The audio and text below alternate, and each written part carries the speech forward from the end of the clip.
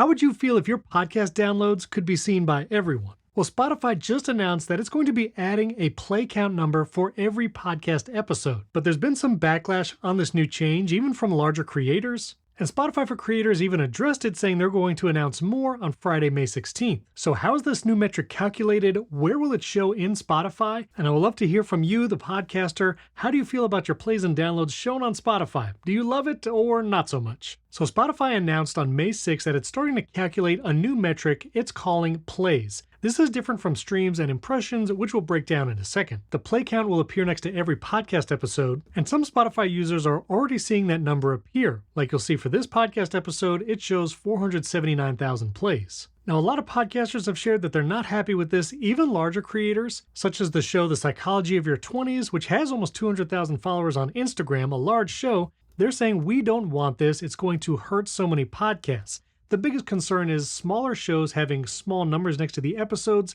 might detract people from actually clicking play or checking it out. And some creators are asking, can we at least hide the analytics, which is actually not the case. So to be clear, and we'll link this webpage in the description below, but Spotify is counting these new engagement metrics not only with podcasts hosted with Spotify, but for any podcast hosted anywhere. That play count will still be applicable. And if you scroll down, it talks more about where plays will be shown.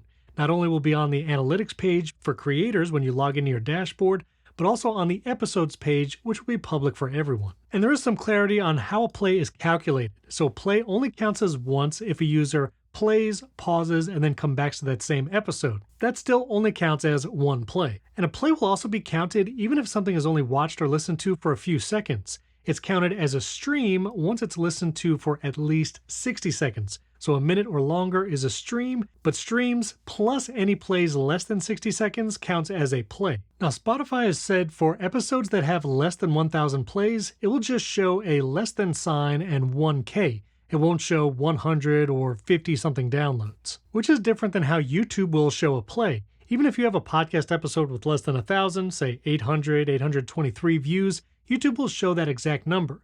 Then once you get to 1,000 plays, it will show the 1K, 2K plus. Now, if you log into your Spotify for Creators dashboard, again, whether you host with Spotify or elsewhere, going to the Analytics tab, which is here in the left-hand sidebar, you'll now see the plays metric. Now you can see here, that's our plays just on Spotify for the last 30 days. Of course, you could filter to all time and it will go back to calculate all the plays for however long your podcast has existed. You'll also see that play number when you go into an individual episode. So here's the latest episode of my podcast, Primary Technology, and I can go to plays, go to all time if it's an older episode, and that will show me the total number of plays. Now because this hasn't hit 1,000 plays yet, it will show as the less than 1K in Spotify. But one of the critiques, and one that I personally identify with, was stated here in the NBC News article. This does a disservice to a lot of smaller shows because it won't reflect the other places people listen to or watch podcasts. Meaning if someone sees that play count on Spotify is less than 1,000, it's not representative of the total number of people that may listen to that show. For instance, that same episode of my podcast that only got 139 plays on Spotify, that video episode on YouTube got 2,500 views.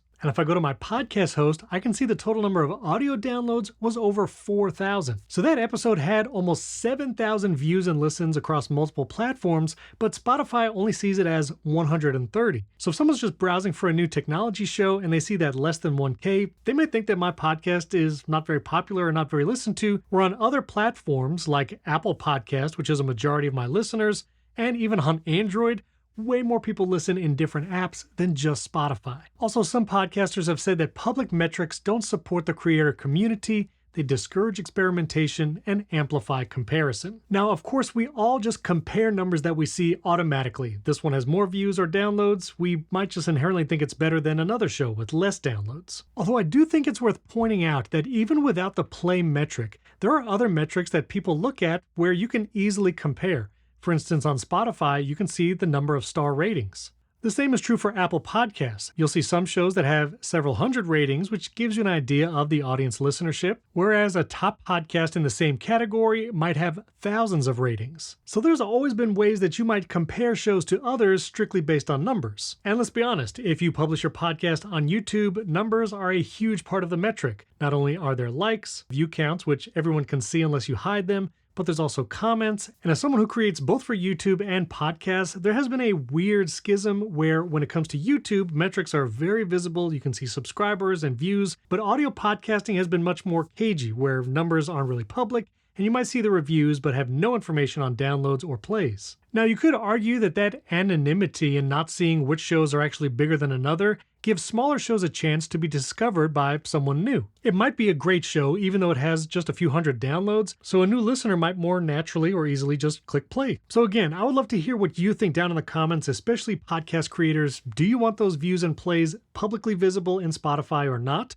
Would you care if it's in Apple Podcasts and third-party apps as well? But the one thing I do wish was different is that the plays that Spotify will show is vastly different than the total number of plays and downloads for an episode in total. This is only showing what is consumed in Spotify and not across YouTube, which is most used for podcasts, both video and audio, and Apple Podcast, which is also one of the biggest. But thankfully, because I record with Riverside, I'm able to publish that video and audio to all the platforms super fast. In the Riverside editor, I can use AI tools to remove silences, remove filler words, all with a single click. Plus, I can apply smart layouts, which will focus on the active speaker, making an engaging video podcast that's ready to publish on YouTube and Spotify for creators. And I can easily export a 4K video for those platforms and an MP3 audio for my podcast host. So if you want to add video to your podcast or take it to the next level and publish everywhere, check out my video here where I talk about recording and editing with Riverside and how I do my podcast beginning to end step by step.